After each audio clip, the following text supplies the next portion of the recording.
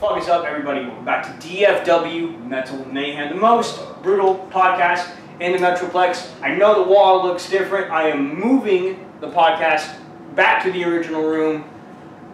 So, just bear with me and just look at UFC posters for now, and you'll see all the metal stuff soon. Alright, I am here with the motherfuckers in Collapse to Chaos. What's up? What's up? So, guys, introduce yourselves and what you do in the band, please. Taylor, I play guitar and backup vocals. I'm Logan, I play drums. I'm Elijah and I do vocals. Alright, your vocals are fucking sick, by the way. Thanks, man. So, I normally bring on bands that I've seen a lot of times. The only exception to this was Apophis 2036, but that's just because me and Alfonte were good friends. I've only seen these guys one time, and I have the song recorded from that night, and let me tell you, I had to run out because I had a little family issue that I had to take care of by the phone, but I did catch like the first half and then like the very last part of your set, and I thought it was fucking killer from everything I heard. Thanks, man. So, get out your pens and get out your papers because you got to add on to your history books here. Guys, we need the 101 of Collapse and Chaos, the inception, all the crazy shit. We need the history. So why don't y'all lay it down? Well, The history. Taylor's got the most. Man, that's a right long there. history. Well, I guess the band was actually started by two guys that aren't here or in the band anymore. A guy named Paolo Buccino and a guy named Luigi. And basically they went for a little bit, didn't really do anything, it was just kind of like a jam band. And I ended up joining a little later in about 2013, and we put out an EP, and our drummer at the time left, and we weren't really able to find anybody that could fill his shoes. He was really fucking good. And so everybody kind of left, and I just kind of kept it going, and I found him online, and he went to high school with me, so now we're back at it. Well, actually, I found him. I Yeah, moved in town. I was just looking for somebody to jam with. Had nothing to do with the time. Now, have you guys had any prior band experience or played in any prior bands before Collapse and Chaos? Yes. I was in like a small band in my hometown, Midlothian. We didn't really do much. Played 2 shows, that's about it. I've been in no bands before this one. This is my first band. Dude, yes, green vocalist for the win. He didn't even like do vocals. I started for, about like 6 months before he met us. Yeah, he's been doing vocals for like a year and a half. Like Yeah, almost 2 years. he's like Yeah. completely green in every aspect, and he's amazing. I'm literally the same way, dude. Yeah. Green as fuck. I love it though because having such a big and supportive community, you know, we're able to like see observe everybody, and like since they know we're new, I always get like tips and like advice and like how to do things, and I think it's a different experience than when you go in seasoned already, you know, because then people are like, dude, you're badass. And you know, they'll just like ask how you do this or do this, but it's like, hey man, hey, let me make like a suggestion for you, because I know I fucking need it. Because like, I like where I'm at with my vocals personally, but I feel like I can do a lot more. I feel like I have a range that I haven't brought out yet. Nothing like Mike Patton or anything, but like it's there, festering somewhere, so I have to pull it out. You just gotta push it, bro. I mean, yeah, you just gotta try and, I mean, basically what you did, right, is just try and imitate what Yeah, I To, like, learned find your everything own just sound. by ear, listening to a lot of, really heavy shit. Right as I first started doing vocals, just trying to copy, kind of imitate what they did to learn how to do it for myself. It's kind of all I know how to do, really. Yeah, everyone recommended me the Zen of Screaming. Yeah, I've been We were just talking about that the other day. I was watching it, and like, what she talks about isn't bad, but my issue is that you have to get through all the interview bullshit, because it's just a bunch of vocalists that are just like, yeah, dude, she's great. Yeah, dude, she's great. Yeah, dude, she's great. It's like, cool. Can I see how great she is? Can you just get to it? Like, don't get me wrong, I love Randy, but I'm like, Randy, just stop it. Like let's just like see what she can do. Yeah. Because I want to learn already. I know you're badass. Oh yeah. That's my that was my one critique. But those breathing patterns are fucking great. I've done them every time, and they worked flawlessly. I never get tired at the end, and my throat doesn't feel like it's like about to just burst into flames after I'm done. Yeah. Yeah, that always sucks. I'm usually pretty good about not getting tired either. But it just depends how hard I'm going on stage, I guess. Exactly. Now we didn't get to the year band experience. I'm sorry about that whole drive. No, you're fine. I mean, I've done. I don't know. I guess it depends on what you consider. Well, like I've done youth group stuff. I've been in a youth group band before. I've been in. I had a band called Messier. I was in it with in Houston with the guy that's actually mixing our album. That's how we kind of got that hookup right there. I've been in a project with another friend of mine in Louisiana, and we actually wrote a few songs that I think he still has recordings of, but they might be lost in the ether. Who knows? I have a couple friends in Louisiana. How is the scene there? It's not amazing. Like it's not super huge, but the people that do like it are really hardcore about it.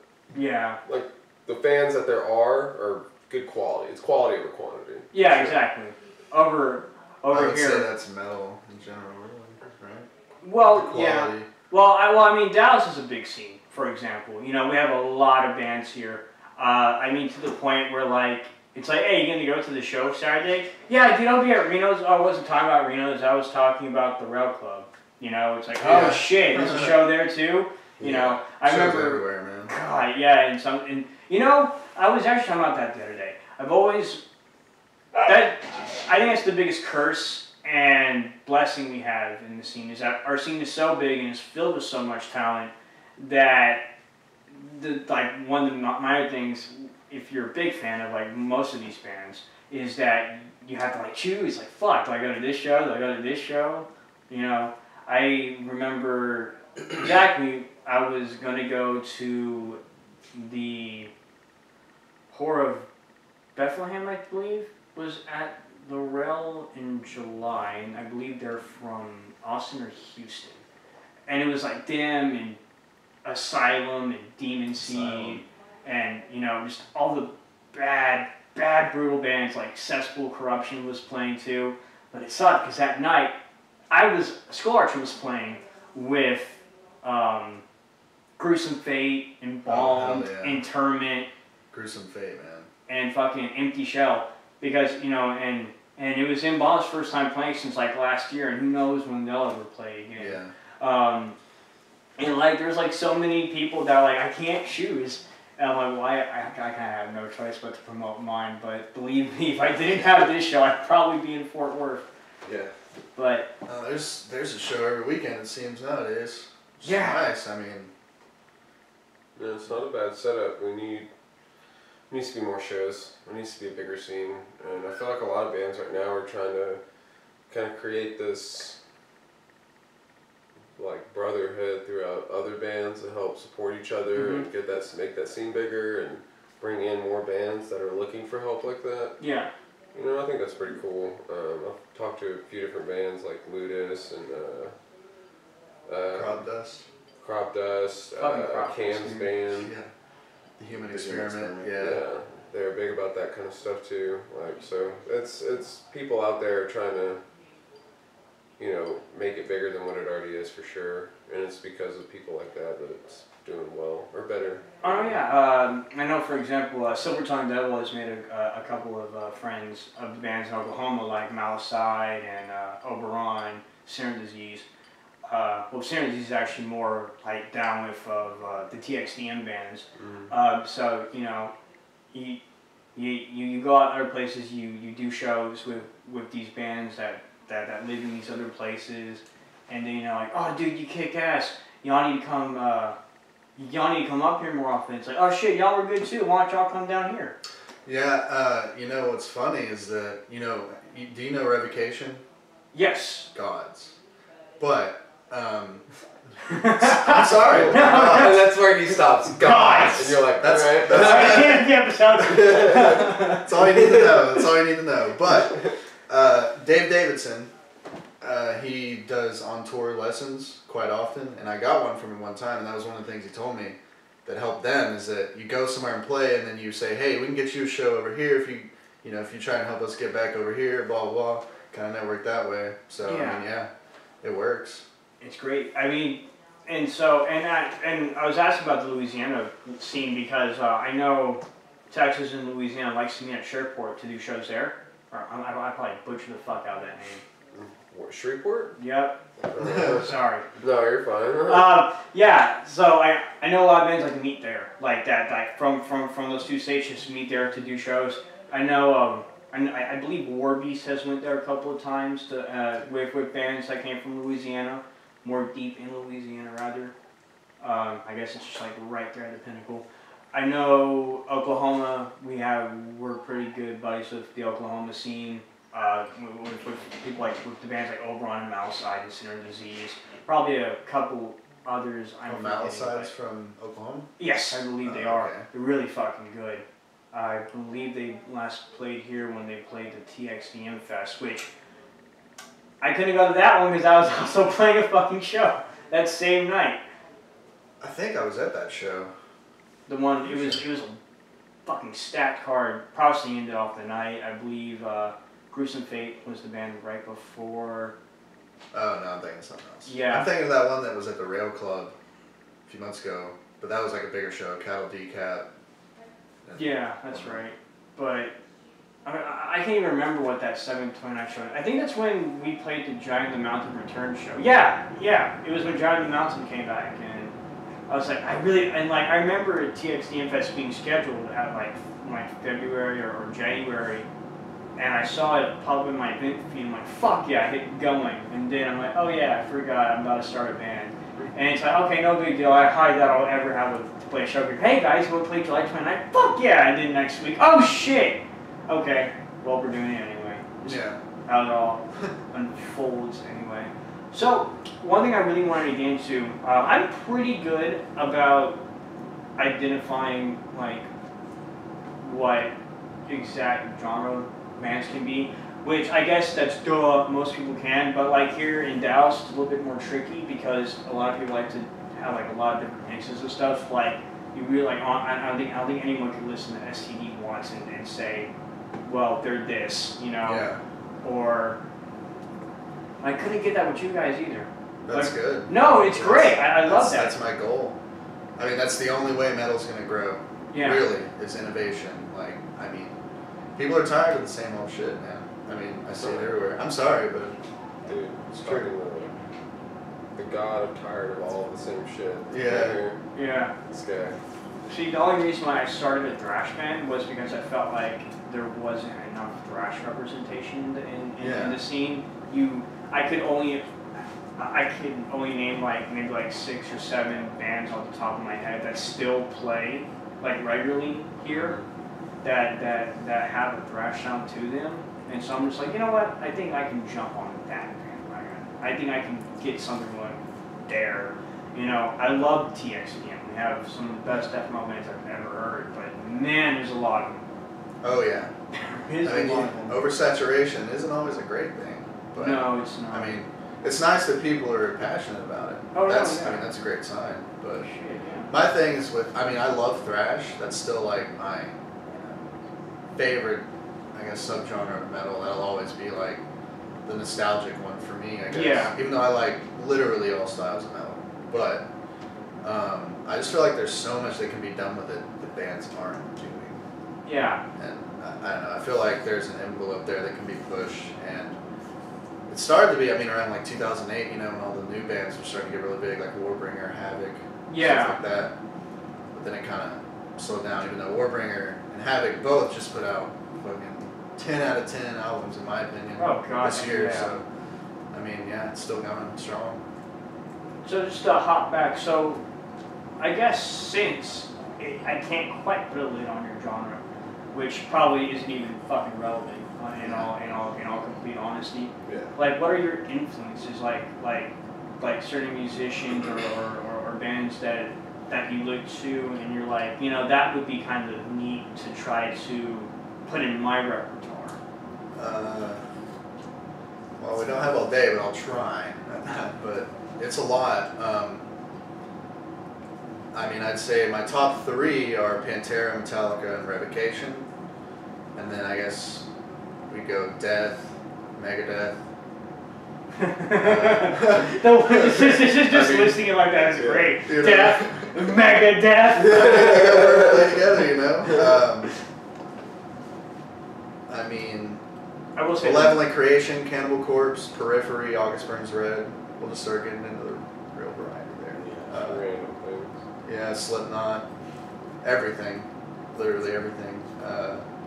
Judas Priest, Iron Maiden. I love it all, man. I completely get it from there. Grim Reaper doesn't get enough love though, as a fellow new wave band. But then again, when you have a band like Iron Maiden, I think it's kind of easy to forget most of the new wave bands. Yeah. No, I mean, it happens in every generation of music, I guess. There's the ones that you kind of just, it's a wave and then they kind of just fall off. You know, Yeah. and what I feel like is that the ones who really have their own sound are the ones that can like kind of evolve and try different things.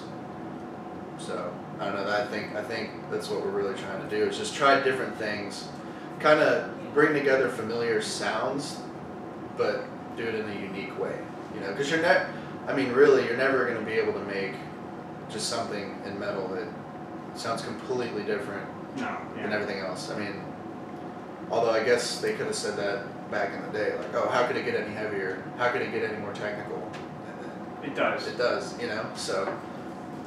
Or just more, or in general, the way that some bands go now is just, well, how more crazy can you get? Well, it's called bro job. That's fucking crazy. Yeah. Dude. It's called spongecore, which, yes, that exists. Oh, God. And it's the best, worst thing ever. Yeah. Like, we have a joke that because we've kind of always debated about what our style is too. We don't even fucking know. We really don't There's really not care. really an We're just answer. playing. There's not really an answer to that question besides like we're metal. yeah, So but there's a big joke in our band like we're chaos core. Like we're starting a new. there you go. We're chaos core. We're starting the new. And I don't know. I think that might it was have said been for the before first that. time here today. So when it happens, everybody's. There was something called Texas Chaos for a while. No, this is different. This is different. Text cost. Yeah. I actually, it's actually kind of funny that you say that because I remember seeing, I don't know if you guys know a band called Fatebringer. Yeah. Okay. They're, I guess you mean, I mean, they're thrash. I would definitely say they're thrash, but like I have seen shows they play where instead of a circle pit, people are just flailing at invisible bees. Just trying to murder every single invisible bee they can fucking imagine. Yeah. And like, I'm like, it's kind of like Power Trip too. Like, if you ever went to a Power Trip show, like, you know, They got that that hardcore heavy element to it. crossover, yeah, like heavy crossover. But then, like in the crowd, you're just seeing these people just do what I do, except with their fists. Yeah. And instead of real bugs, they're fake. And it's just like, wow.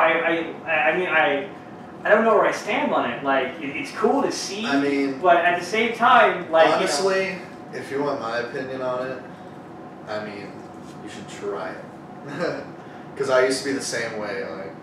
Like hardcore dancing is stupid. Until you But punch literally, someone for the first at the time. Reno show, whenever y'all were in that pit at that show that we played, I was like, this is literally hardcore dancing. They're just doing it in a different way. I mean, really, y'all were like throwing your fists around. I mean, to me, that's basically the same idea. maybe. Although I can agree that it looks really stupid when they start kicking and Yeah. other things. I don't throw kicks. I'm a lifetime martial I'll artist. never- I don't want to catch no one with my shin. I really don't. I mean, I'll never throw kicks. I think that's kind of just asking for trouble. Anytime I've ever been in the show and somebody threw a kick, it usually ended in a fight. I mean, for the most part. I've been to a couple of core shows, and I've always noticed that always happens at least once or twice, where someone who isn't a part of what's going on in the madness is just like sitting there watching the show, but Joe Brony guy over here is just going ham, and just eventually he makes standing statue dude just eat a round kick. Yeah. And then he's like, well, what the fuck? He's like, well, you're in my fucking way. And then they just like start going at it, and it's like, Jesus. Well, I was kind of thinking, this whole, you brought up the dancing thing, you didn't know what to make of it. Well, it kind of goes all the way back to like the inception of hardcore metal. Like, they were always like, I don't get you. The other side's like, I don't get you. So like they hate each other. But in my opinion, they're beautiful together. Like, I think that metal and hardcore can just make some awesome shit. Really heavy shit. I mean, I think the best example of that right now, I don't know, maybe not best example, but the most well-known example of that meshing really well is Hatebreed. Like, oh yeah. Being too. Going to Hatebreed shows, you always see like 80% hits and like 20% dancing, but like, it does blend well, but like, see, I always kind of, my take on it is I don't care what you do in the pit, but the moment you start doing things that make the people that don't want to participate involved, that's when I have issues. And that goes with anything. Like, I remember when I was at the Back to Roots tour, when it was Max and Igor doing Roots in its entirety. Hell yeah. And the openers were Exploder and Protest. And during the protest show, there was this one really fucking drunk guy. The dude was drunk, like he threw his shirt I believe he threw his shirt like into the fucking pond, drunk. That like little duck pond. Just fuck that shirt. Like the ducks eat it. And this motherfucker literally just ran at people and like jumped and in the air would turn his back and just slam into people. Yeah. People that weren't even involved. And I remember he did it to me, so like I grabbed him and like I threw him up against the rails, and I'm just and he looked at me like as if I just murdered his mom, and I'm just like, no me, don't do that to me. Yeah, no, I hate that shit. I mean, but anybody too drunk at a show is gonna do something like that, no matter what scene they come from. That is if they're in the pit and they're too drunk. I mean, also, that one guy that comes up to all our shows and he gets really drunk and he just kind of creeps around. Yeah. What the fuck? Yeah, One of my friends. He goes to our shows and he gets really drunk and he goes into the pit and he walks up to people and he just kind of. Oh my god. He just does that and he just has a great time. Oh yeah. So he's not bothering anybody, you know? I know, there's. I want to say the names, but I don't know but I don't want to cause any controversy. There's a couple, and this couple, I swear they're methed out. I swear they're methed out. Wait, the old couple that's always at the shows? Always at those Wait, big hold shows? up. Define old. Like, I'm back in my day. No, less than that. Okay, like, the lady that's always flashing the bands, the older one.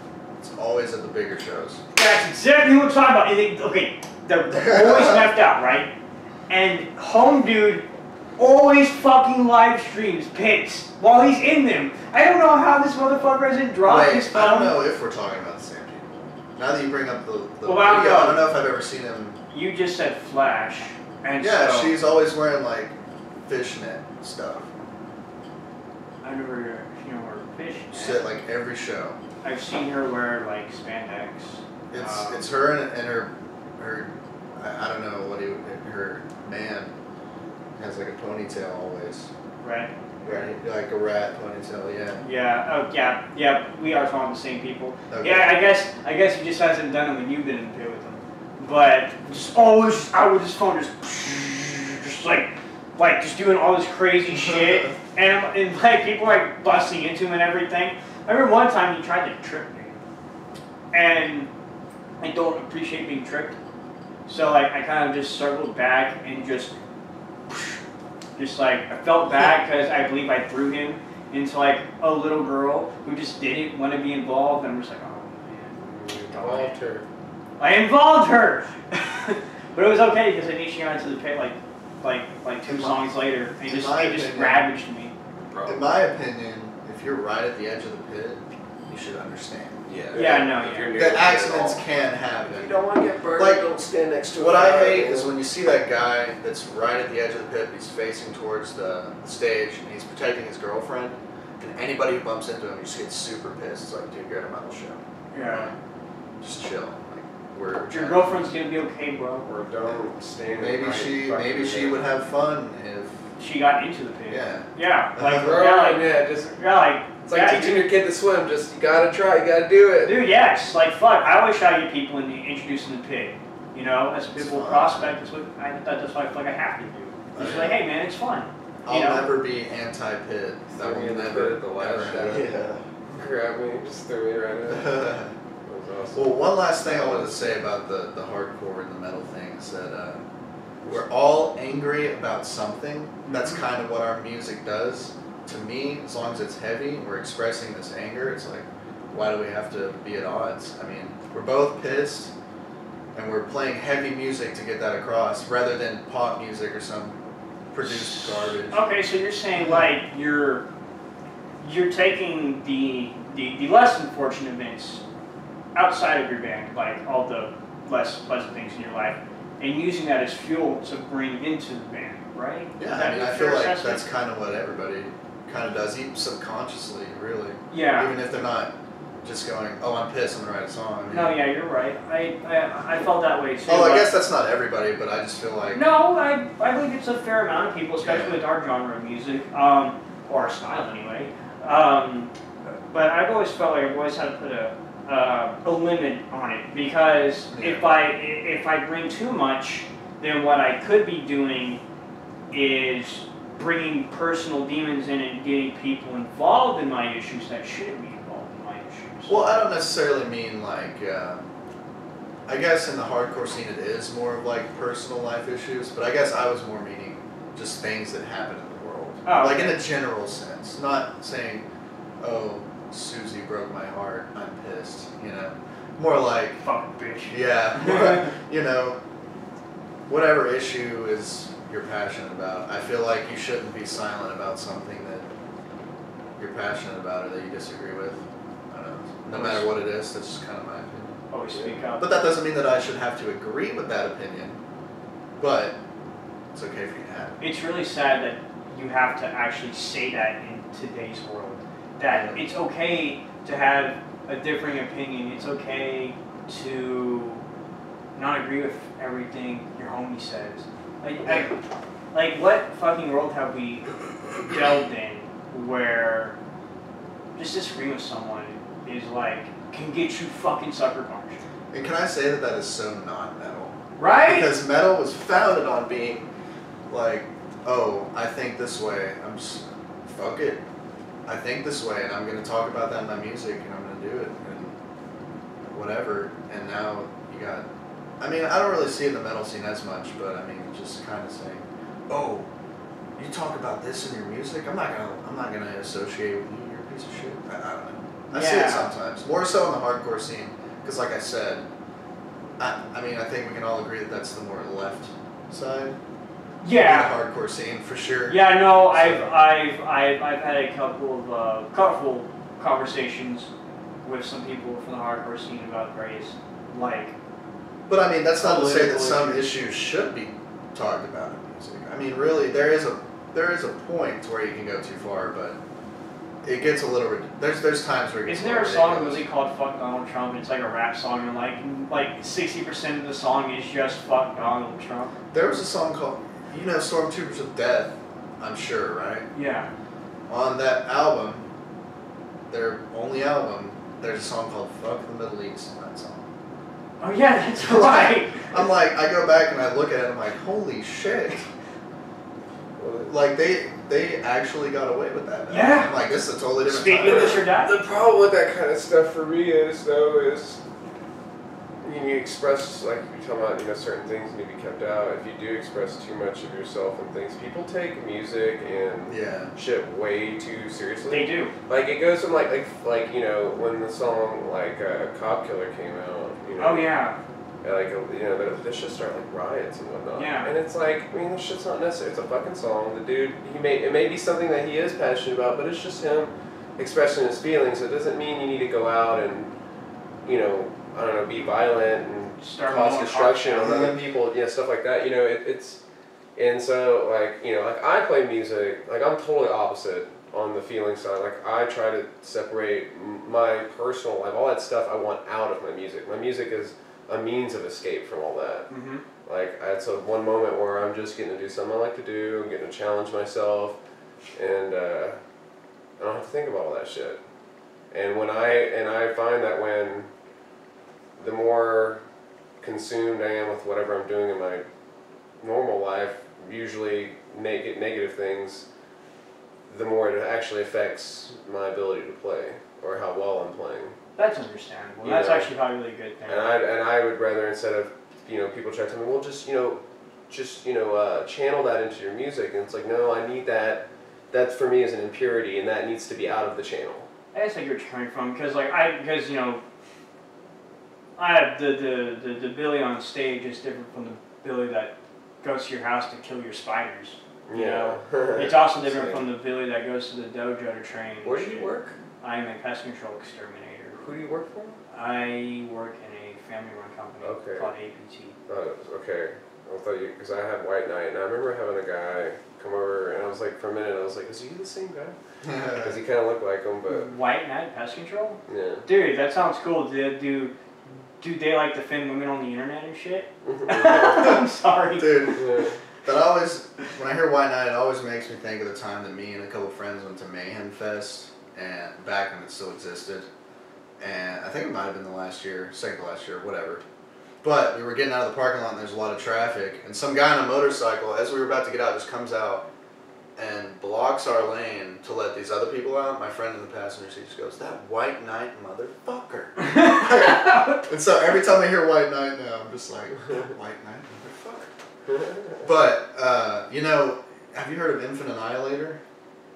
I actually wanted to get into that topic with y'all guys because that actually pisses me off. Yeah, where they got censored off of Spotify and I believe iTunes, correct? Yeah, that actually pisses me off. Infant Annihilator got, because I was trying to look it up the other day on somebody's iPhone to show it to him and could not find it. The name would pop up, but it would only show stuff related to it.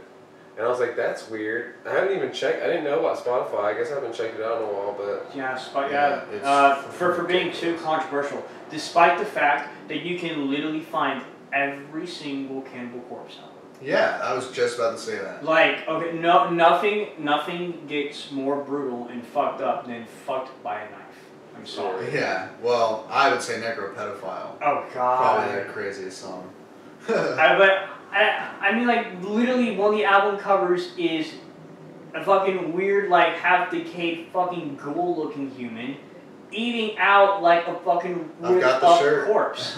Like, exactly. I wore the shirt the night you saw us. I believe Interment is on Spotify, and I mean, if they are, I'm not sure, but I mean, their album's still not dead. The cover of that is, like, this thing just bursting out of this chick's room as she screams and fucking agonizing me. Yeah. Like, it's crazy to me, like, when stuff's picked and chosen like that. I mean, history's kind of repeating itself. This kind of happened back in, like, the late 80s, early 90s. Yeah. It started, that's literally where censorship came from. I don't want to put my tin hat on or anything, but I feel like Infant Annihilator being specifically targeted for this specific issue just seems odd, when you can really find stuff equally, if not more offensive. I bet somebody got pissed at them and just rounded up a bunch of their friends and said, "Hey, let's see if we can, you know, try and fuck with them." Yeah, right now. I mean, it could be, but I don't know. In this day and age, I mean, it's not too far-fetched to think that somebody would Marduk complain about that. Was going to the last tour they had before this recent one.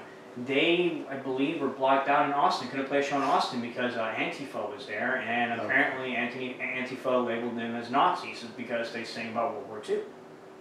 And I mean, that's super fascist, but right? Like, oh yeah, I mean, I mean, what is Sabaton fascist now because they sung about World War II? It just makes no sense to me. Angel of Death, can't play that song anymore. Yeah, it's just like.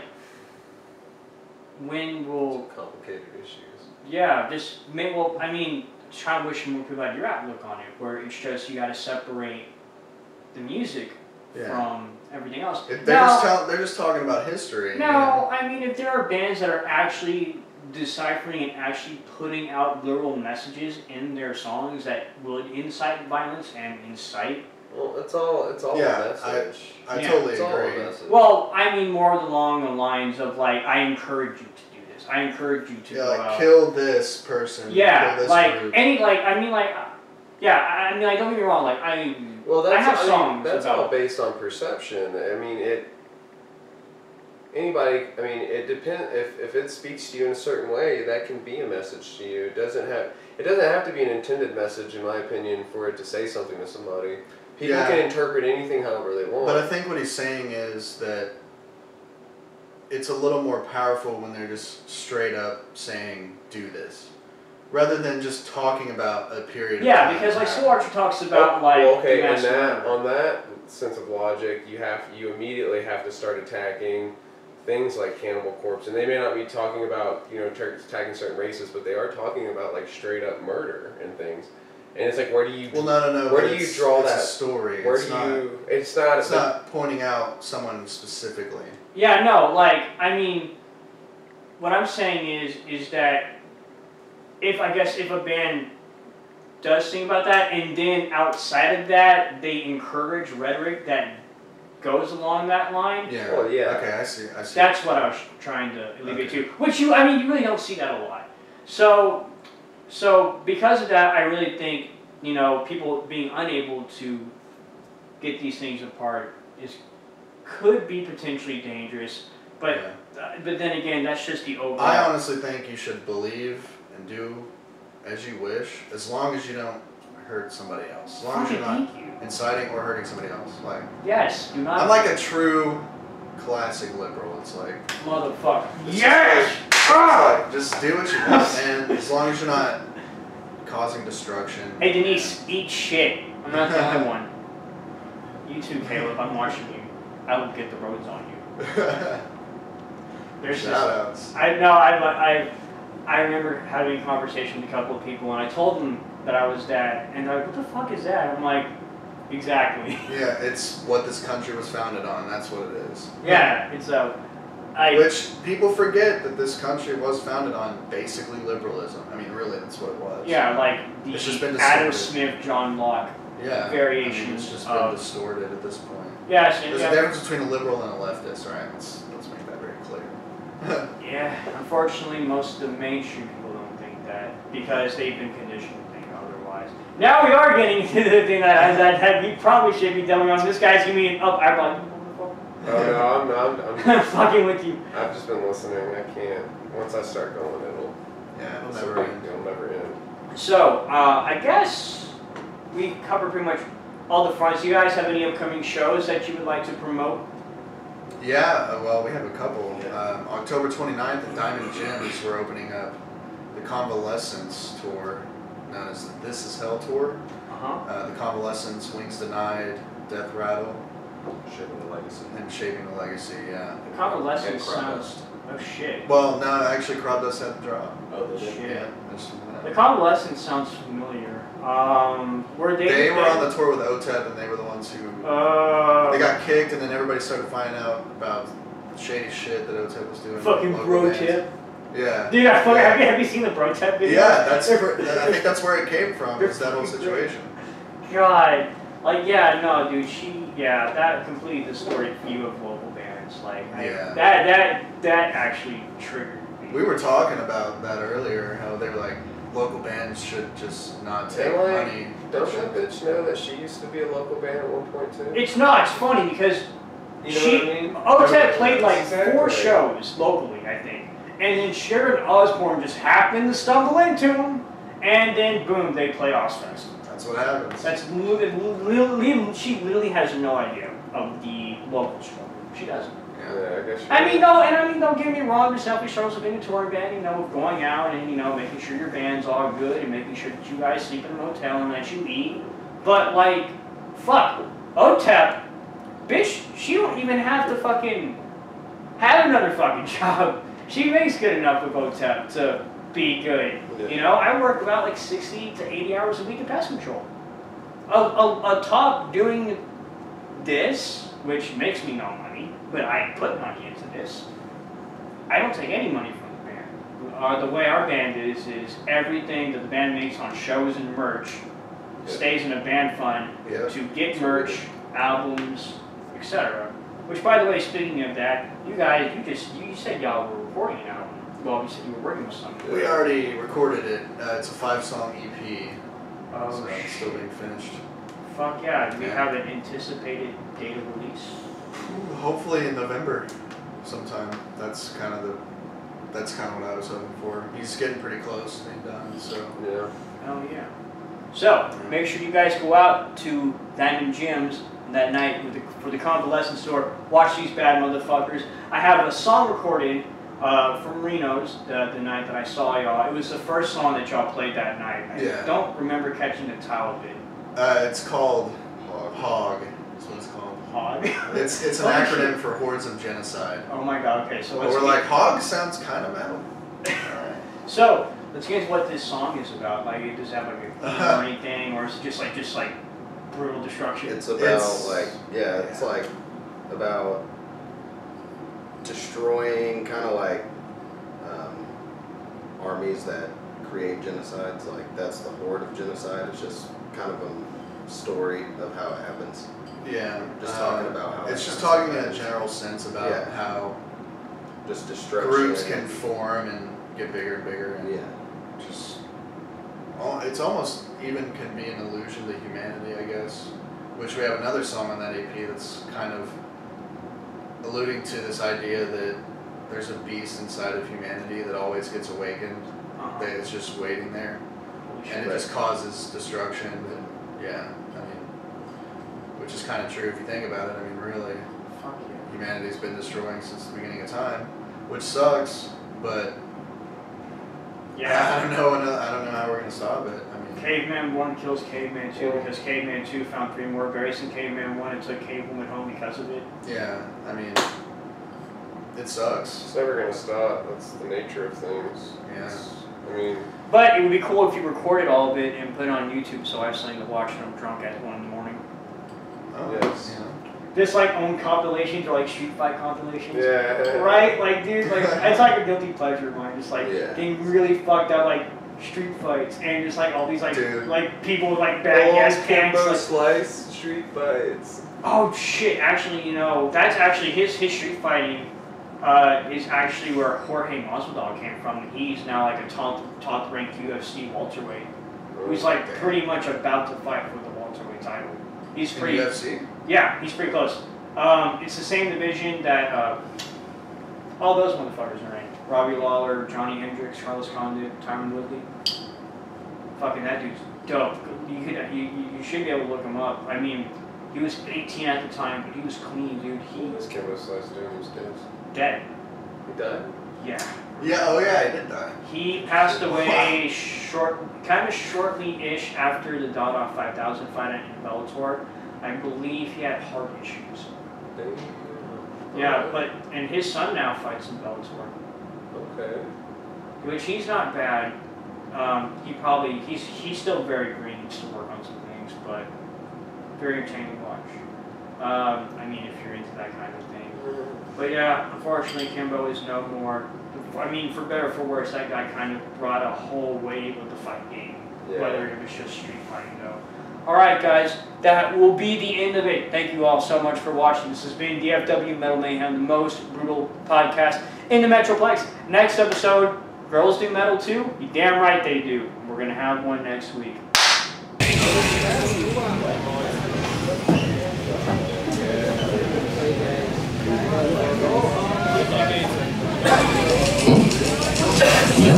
You know what I noticed? Nobody panics when things go according to plan.